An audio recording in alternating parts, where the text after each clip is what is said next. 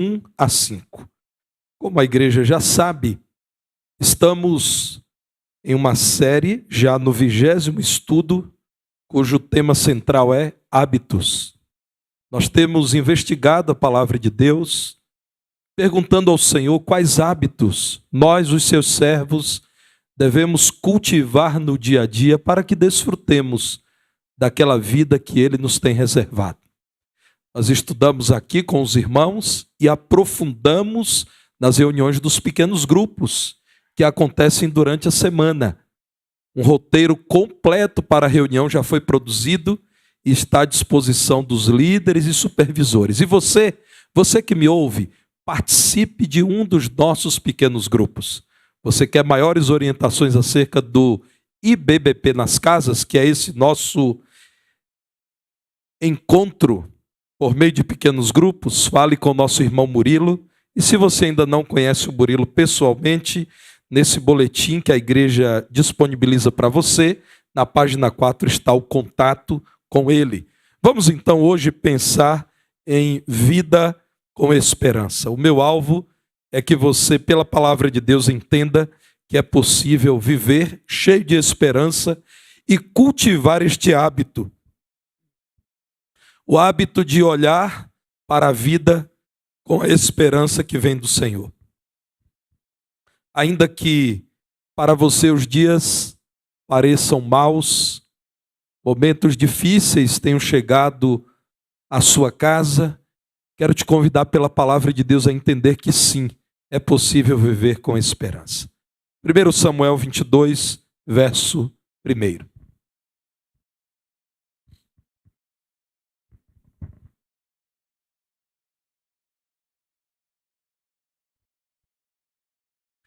Davi retirou-se dali e se refugiou na caverna de Adulão. Quando ouviram isso, seus irmãos e toda a casa de seu pai desceram ali para ter com ele. Ajuntaram-se a ele todos os homens que se achavam em aperto, e todo homem endividado, e todos os amargurados de espírito, e ele se fez chefe deles. E eram com ele uns 400 homens. Dali passou Davi a Mispa de Moabe e disse ao seu rei: deixa estar meu pai e minha mãe convosco, até que eu saiba o que Deus há de fazer de mim. Trouxe-os perante o rei de Moabe, e com este moraram por todo o tempo que Davi esteve neste lugar seguro. Porém, o profeta Gade disse a Davi: não fiques neste lugar seguro. Vai e entra na terra de Judá. Então Davi saiu e foi para o bosque de Herete. O texto em foco, irmãos, narra um capítulo dificílimo da vida de Davi. Talvez o mais difícil. Ele agora era o inimigo número 1 declarado pelo rei Saul. Saul, que fora reprovado pelo Senhor, já sabia, seria substituído por Davi, a quem o Senhor escolhera para guiar o seu povo, o povo de Israel.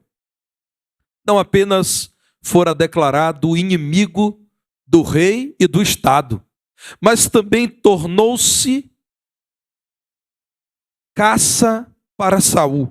Os exércitos de Saul, incluindo mercenários, pessoas que eram pagas para realizarem esse trabalho sujo, estavam em busca de Davi. Ele estava fugindo porque não admitia um confronto com o rei e a possibilidade de matar o rei. Davi cria que Deus ungira Saul para aquele reinado e somente Deus deveria tirá-lo daquela posição em que se encontrava. Houve inclusive a oportunidade de matar Saul. Davi, segundo o texto bíblico, pôde tirar a vida de Saul, mas assim não fez, cortando uma parte da roupa de Saul. Pôde provar a Saul que poderia ter matado o rei, mas decidiu não fazer porque entendia que não poderia agir contra a vontade de Deus que estava mantendo a vida de Saul.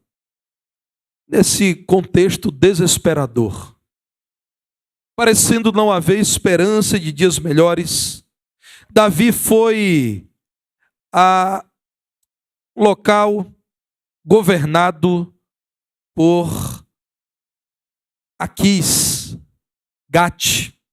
A palavra de Deus mostra nos versos 10 a 15 do capítulo 21, que ali, por medo de ser assassinado, Davi se fez de louco, boca espumando, agindo como alguém que não tinha saúde mental, foi desprezado pelo rei Aquis, e então dele foi dito: me faltam loucos aqui nesse lugar para que vocês me tragam mais um. O promissor Davi era considerado por uns inimigo, por outros louco, mas por outros era considerado um líder. E que líder? Líder de gente sem esperança. Gente que parecia não ter futuro algum. Olhem para o texto que lemos inicialmente, no verso 3, 1 Samuel 22, 3, quando Davi vai a Mispa de Moabe, até porque havia na árvore genealógica de Davi gente que era moabita, talvez por isso Davi se sentiu mais seguro para ir a Moabe, entregar o pai e a mãe e dizer: cuidem de meu pai e de minha mãe, permitam que eles aqui fiquem, porque eu não sei o que irá acontecer comigo. A declaração de Davi, irmãos, é tocante quando ele diz: até que eu saiba o que Deus há de fazer de mim. Eu não sei o que Deus tem para mim, eu nem sei se vivo estarei. Portanto, meus pais, já idosos, precisam de alguma segurança. Então, depois de ter entregue os seus pais aos moabitas, Davi retira-se para um esconderijo próximo a um lugar chamado Adulão. Meus irmãos, Adulão era terra de ninguém. Era um lugar esquecido entre a terra dos filisteus e Israel. Ali, sem planos para o futuro, com a vida correndo risco, Davi apenas conseguiu atrair gente que, como ele, estava vivendo sem esperança. Vejam o verso 2, quando diz que ajuntaram-se a Davi em torno de 400 homens. Quem eram esses homens? Gente que estava endividada e não sabia como pagar. Gente que estava jurada de morte e temia ser assassinada. Gente desiludida, amargurados de espírito. Gente que não sabia o que fazer da vida. Gente que tinha como rotina o lamento e como certeza a desgraça. Essas pessoas fizeram de Davi o seu chefe. Um homem desesperançado, guiando um grande grupo de homens sem qualquer esperança. A palavra de Deus, viva e eficaz, não nos apresenta esse texto apenas para nos informar as desventuras de Davi. Deus nos apresenta esse texto para que nós saibamos que é possível ainda ter esperança quando nós nos encontramos em situação parecida com a de Davi. Se você estiver disposto a ouvir atentamente a voz de Deus que fala por meio do Espírito, que nos ilumina para que compreendamos a palavra, você poderá entender que é possível sim viver com esperança. Mas vamos definir esperança pela palavra de Deus?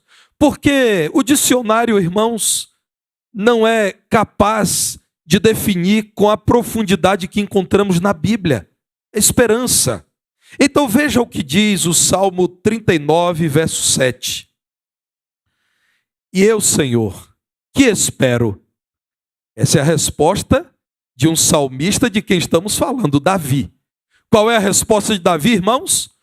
Tu és a minha esperança. Para Davi, a esperança é uma pessoa. O que posso esperar do futuro? O que é esperança para mim? Davi diz: o Senhor é a minha esperança. Como é lindo isso. Para mim, diz Davi, a esperança atende por um nome, é o nome do Senhor. Mas vejam ainda, irmãos, o conhecido e amado texto de Jeremias, no livro das Lamentações de Jeremias, capítulo 3, a partir do verso 20.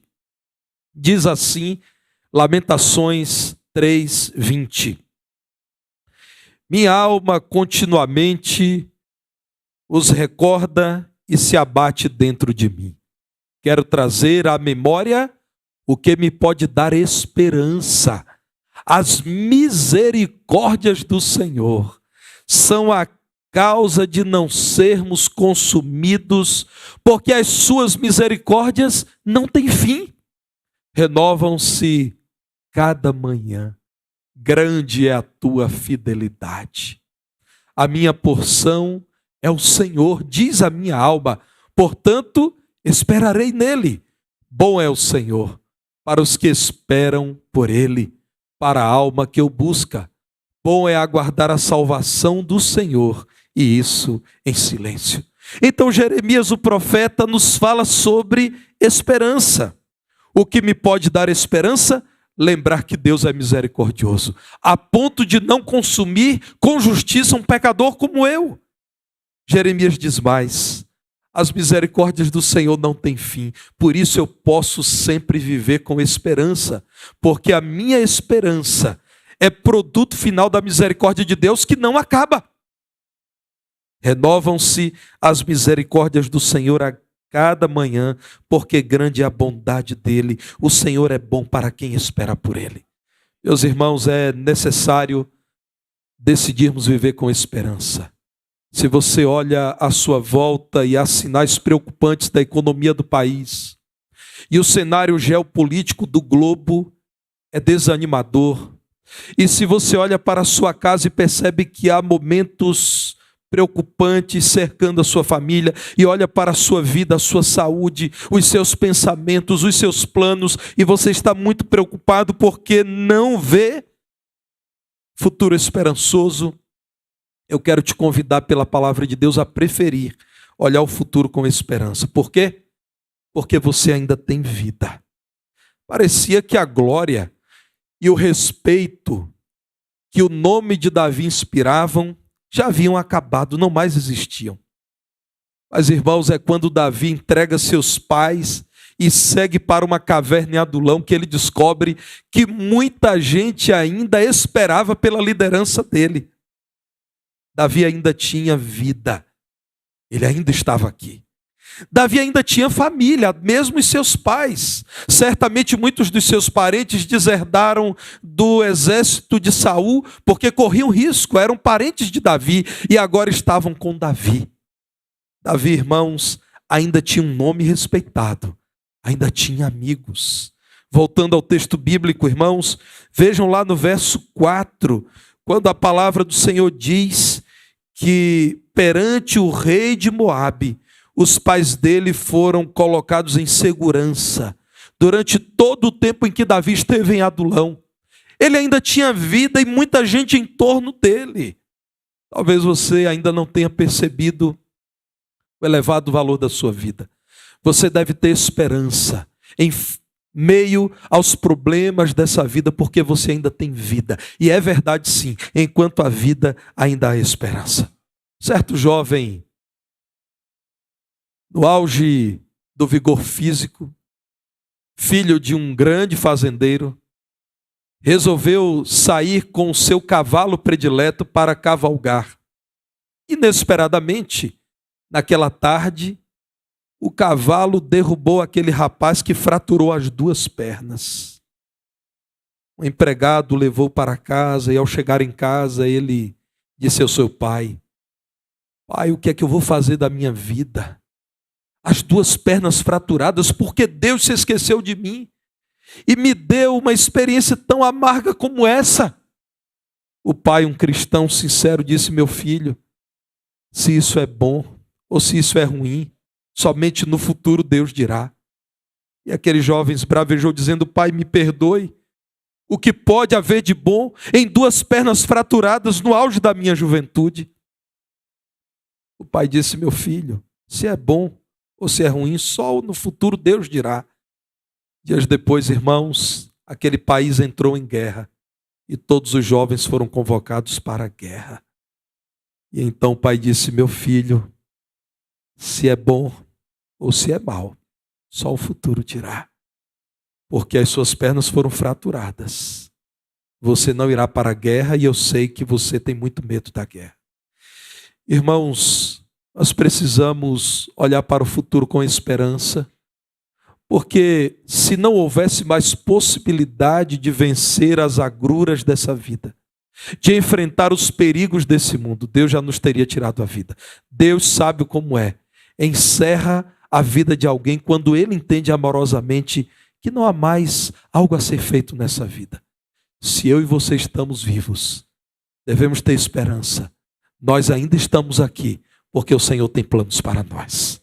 Em segundo lugar, irmãos, devemos preferir viver com esperança, porque aconteça o que estiver acontecendo em nosso viver, nós ainda podemos contar com a misericórdia de Deus.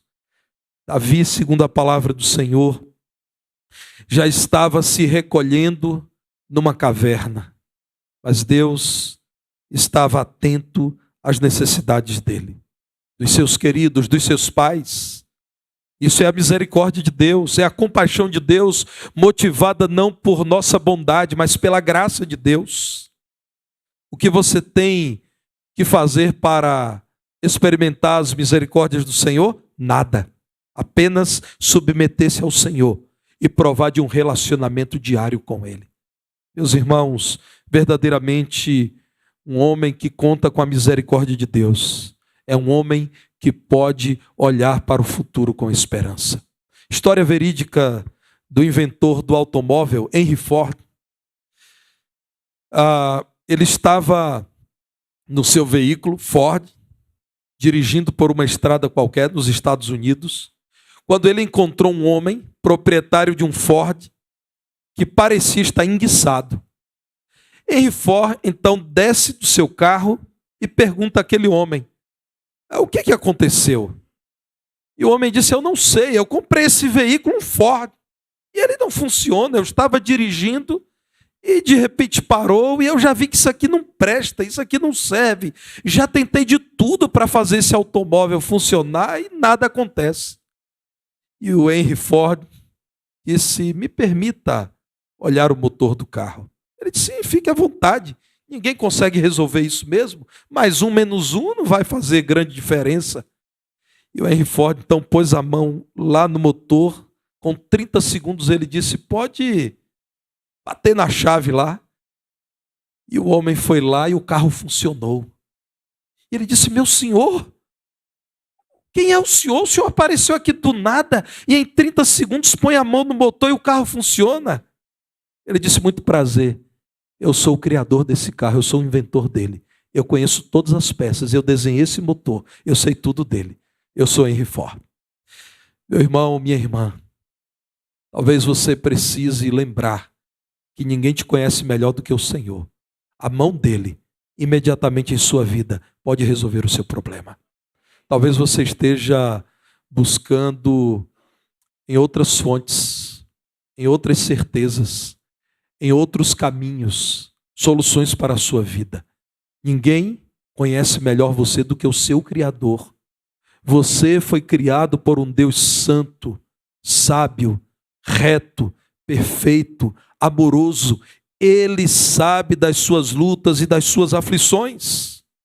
Talvez a essa altura você esteja dizendo: pastor, é porque você não sabe do tamanho do meu problema. Pois bem, eu posso te dizer que há 3 meses do casamento eu recebi o diagnóstico de câncer de pele, melanoma. Minha esposa, enfermeira, estava nos dias já da formatura. Depois que ela me disse isso, imaginou que eu entraria na igreja carequinha se entrasse. Eu sei muito bem o que é receber uma notícia muito difícil e pela fé dizer: Senhor, confio em Ti. Como os irmãos podem ver, eu não morri, eu estou aqui. A Sâmila casou comigo e o tratamento foi bem sucedido. Eu estou falando de uma experiência minha e certamente cada um pode falar de uma experiência sua, porque quem nos ouve, irmãos, precisa saber que Deus não se esqueceu dessa pessoa porque ela está enfrentando um grande problema. Se o Senhor tivesse se esquecido de você, só você enfrentaria problemas, mas todos nós, sem exceção, enfrentamos. É dessa vida, desse mundo mau. Nós não estamos no céu. Nós ainda lidamos com a ação de Satanás, o perturbador de nossas almas, que insistentemente quer nos afastar do Senhor. Maldoso, caluniador, perseguidor, ardiloso. Nós ainda lidamos, irmãos, com um mundo injusto. Procurar justiça no mundo injusto é uma tarefa inglória. Nós lidamos com a carne que é fraca. Nós lidamos, irmãos, com as indisposições do nosso caráter. Nós lidamos, irmãos, com as nossas omissões espirituais. Nós lidamos com os nossos erros. Nesse mundo não existirá a perfeição que está reservada para o céu. Você está enfrentando um grande problema, saiba que Deus não se esqueceu de você, porque todos enfrentam problemas, todos. Em qual casa, irmãos, não chega o dia do luto? Qual é a família que não recebe o diagnóstico desanimador de um médico? Quem é, irmãos, que nunca olhou para as próprias contas e disse: como é que eu vou pagar esses compromissos? Quem nunca se decepcionou com alguém em quem confiava? Quem nunca foi perseguido injustamente, perseguido sem saber porque estava sendo perseguido? Olhe para o Senhor, Ele é cheio de misericórdia. É nesse mundo que nós ainda encontramos tantos momentos de paz, de alegria, porque a bondade do Senhor não acaba. Saiba você que se você ainda está vivo, você ainda pode contar com a misericórdia de Deus. E isso é razão para que você olhe para a vida com esperança. Mas, irmãos, ainda devemos crer que podemos ter um futuro feliz. No verso 5, Deus levanta um profeta que marcou a vida de Davi. Gade falou com Davi algumas vezes, pelo menos 3, ao longo da trajetória de Davi. Aqui, meus irmãos, esse profeta vai à caverna e diz: acabou o momento do lamento, Davi? Já passou a crise de pessimismo? Está na hora de encerrar isso, Davi. Você está aqui vivo e saudável. Deus não mudou, Deus não morreu, Deus está vivo, Davi. Meu filho, há um futuro para você. Diz a palavra de Deus que Gade orienta Davi: não continue nesse lugar. Entra na terra de Judá e se prepare, porque você terá que reinar sobre esse povo. Davi saiu e foi para o bosque de Herete. Meus irmãos, Deus usou esse profeta para dizer a Davi que existe sim um tempo de dor, de luto, de tristeza, até de paralisia. Mas esse momento difícil precisa ceder espaço ao futuro. Porque Deus não havia encerrado os seus planos para o futuro de Davi. Era hora de deixar Adulão e seguir para Judá. Era preciso se preparar para o futuro que hoje conhecemos pela palavra de Deus. E que futuro? No futuro de Davi, hoje sabemos, ele enfrentaria os seus inimigos e venceria pelo poder de Deus. Veja o que nos diz 1 Samuel 24, a partir do verso 2. 1 Samuel 24, 2 a 12.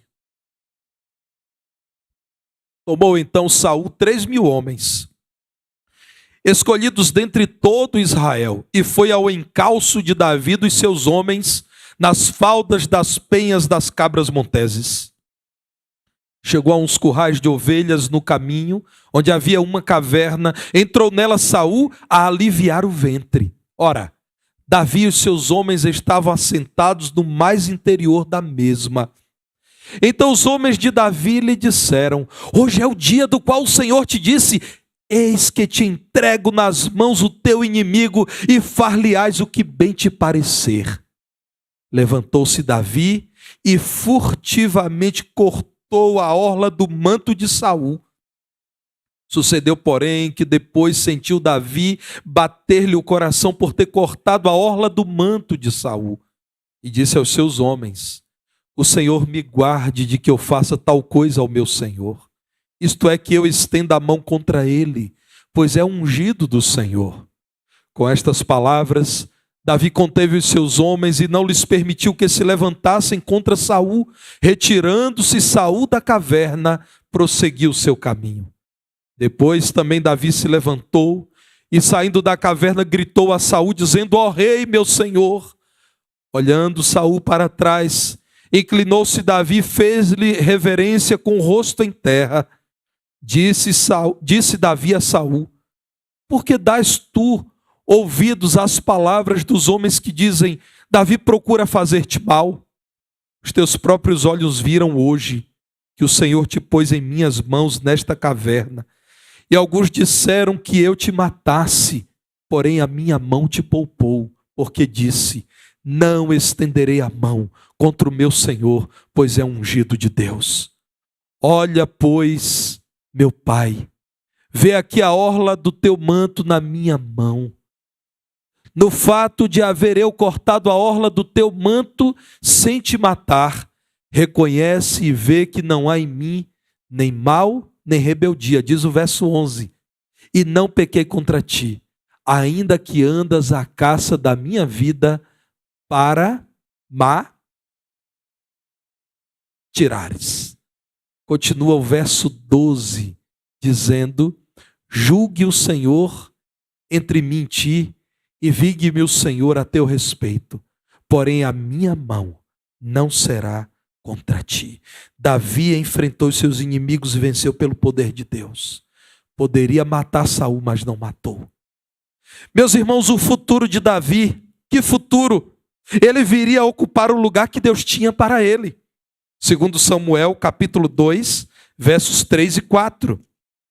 Diz assim a palavra de Deus: fez Davi subir os homens que estavam com ele, cada um com sua família, e habitaram nas aldeias de Hebrom. Segundo livro de Samuel, capítulo 2, eu li o verso 3, agora lerei o verso 4. Então vieram os homens de Judá e ungiram ali Davi rei sobre a casa de Judá. E informaram Davi de que os homens de Jabes de Gileade foram os que sepultaram Saul.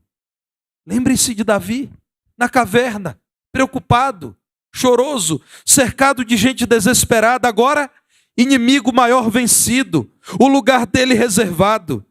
E Davi agora voltando a ter alegria no Senhor. Segundo Samuel 22, versos 1 a 7. Segundo Samuel capítulo 22, verso 1, veja o cântico de Davi. O grande salmista de Israel diz assim: falou Davi ao Senhor as palavras deste cântico, no dia em que o Senhor o livrou das mãos de todos os seus inimigos e das mãos de Saul. E disse: o Senhor é a minha rocha, a minha cidade, o meu libertador, o meu Deus, o meu rochedo em que me refugio, o meu escudo, a força da minha salvação, o meu baluarte e o meu refúgio. Ó Deus, da violência tu me salvas. Invoco o Senhor, digno de ser louvado, e serei salvo dos meus inimigos, porque ondas de morte me cercaram, torrentes de impiedade me impuseram terror, cadeias infernais me cingiram e tramas de morte me surpreenderam. Na minha angústia, invoquei o Senhor, clamei a meu Deus. Ele do seu templo ouviu a minha voz e o meu clamor chegou aos seus ouvidos. Louvado seja o nome do Senhor. Você é capaz de, pela fé, crendo que está vivo porque o Senhor tem conservado a sua vida, crendo que porque você está vivo, você pode contar com a misericórdia de Deus que é por nós, você pode crer num futuro melhor e cantar como Davi: o Senhor é a minha rocha. Certo homem, irmãos, naufragou no seu barquinho e naufragou numa área de rochas do oceano. E ele então ficou ali numa rocha aguardando salvamento até que depois de um dia inteiro exposto ao sol, já desidratado, abatido, ferido, chegou o socorro. E alguém, ao ver aquele homem naquela situação tão difícil, perguntou: você não se abalou em nenhum momento ao longo desse dia? E ele disse: eu me abalei o dia inteiro, mas a rocha na qual eu me agarrei não abalou uma só vez. Irmãos, essa é a vida do cristão. Irmãos, nós às vezes trememos, nos abalamos, mas a rocha que é Cristo, na qual nos seguramos, nunca se abalará. Precisamos crer que o Senhor dirige o nosso viver. Então, seja paciente. Aconteça o que estiver acontecendo com você. Naquelas madrugadas em que você não dorme preocupado com o futuro. Naqueles instantes de aperto, quando olha para o seu filho ou a sua filha e fica imaginando como resolver os problemas do entorno dos seus filhos. Quando você reconhece que está sendo acossado pelo diabo, derrotado por um pecado do qual você não tem conseguido se livrar. Peça a Deus paciência, ao modo de Romanos 12:12. Irmão, só a Bíblia consegue usar poucas palavras para apresentar grandes verdades. Romanos 12:12, regozijai-vos na esperança. O regozijo é a alegria em comum, é grande alegria, é a alegria da alegria. Regozijai-vos na esperança. Eu estou vivo, eu conto com a misericórdia de Deus. Deus tem um futuro para mim. Regozijai-vos na esperança. Sede pacientes na tribulação, na oração perseverantes. Meus irmãos, a Bíblia nunca dirá a vocês não sofrerão. A Bíblia nunca dirá a vocês que é possível viver nesse mundo sem problemas. Quem diz isso é o falso profeta, é a falsa igreja, é o falso evangelho. O verdadeiro evangelho dirá a você: esse mundo é mundo de tribulação, seja paciente. Se alegre na esperança que vem do Senhor e persevere em oração, crendo que Deus te ouvirá. Jesus é a nossa esperança de vida abundante nesse mundo e de vida eterna. É o plano perfeito para que você viva com esperança. Eu quero concluir citando 3 textos bíblicos. Primeiro livro das Crônicas, capítulo 29, versos 14 e 15. O que Davi diz aqui? Primeiro Crônicas 29, 14 e 15. Diz Davi: porque, verso 14, porque quem sou eu? E quem é o meu povo para que pudéssemos dar voluntariamente estas coisas? Porque tudo vem de ti e das tuas mãos tu damos. Ao levantar as ofertas, Davi então diz isso, e no verso 15, porque somos estranhos diante de ti e peregrinos como todos os nossos pais, como a sombra são os nossos dias sobre a terra e não temos permanência. Vamos falar um pouco mais de esperança? Penúltimo texto, 1 de Pedro 3, verso 15. 1 de Pedro, capítulo 3, verso 15. Santificai a Cristo como Senhor em vosso coração, estando sempre preparados para responder a todo aquele que vos pedir razão da esperança que há em vós. Por que você insiste em viver com esperança? Diga com preparo, com firmeza, que a sua esperança é Cristo. Finalmente, 1 de João, capítulo 3, versos 1 a 3. 1 de João 3, verso 1. Vede que grande amor nos tem concedido o Pai, a ponto de sermos chamados filhos de Deus. E de fato somos filhos de Deus. Por essa razão o mundo não nos conhece, porquanto não o conheceu a Ele mesmo. Amados, agora somos filhos de Deus. E ainda não se manifestou o que haveremos de ser. Sabemos que quando Ele se manifestar, seremos semelhantes a Ele, porque haveremos de vê-lo como Ele é. E a si mesmo se purifica todo o que nele tem esta esperança, assim como Ele é puro. Deus nos ama. Nós somos filhos de Deus. Sabemos, irmãos, que esse mundo mau chegará ao fim. As nossas aflições têm prazo de validade, acabarão. Precisamos viver com a esperança de que Cristo virá. Até lá Ele nos sustentará. E quem tem essa esperança de que o Senhor nos conduz e que Ele virá nos buscar, diz a palavra de Deus, purifica-se, vive a vida que agrada a Deus, vive de modo santo. Não vive como um niilista, não vive como os epicureus viviam, dizendo, vamos provar o que essa vida tem para nos dar. Quem sabe que Deus existe, é misericordioso e olha para os seus filhos, dirá, eu viverei de modo santo. Eu não farei da minha vida qualquer coisa. Eu não vou jogar toalha, como dizem no popular, porque eu sei quem é Deus e eu sei que o Senhor virá. Eu me purificarei e viverei de modo santo, sabendo que o meu futuro é na presença de Deus. Se o seu viver atualmente é de lutas, é de apertos e de tristezas, creia em Deus e saiba que porque Ele existe, você pode viver com esperança. Que você, nessa noite, com toda a convicção, com toda a alegria do seu ser, faça coro com Davi, que um dia esteve atribulado, desesperançado, entristecido, e leia o Salmo 39, verso 7, dizendo, e eu, que esperança posso ter? Que você diga assim como Davi, Senhor, Tu és a minha esperança. Louvado seja o nome do Senhor.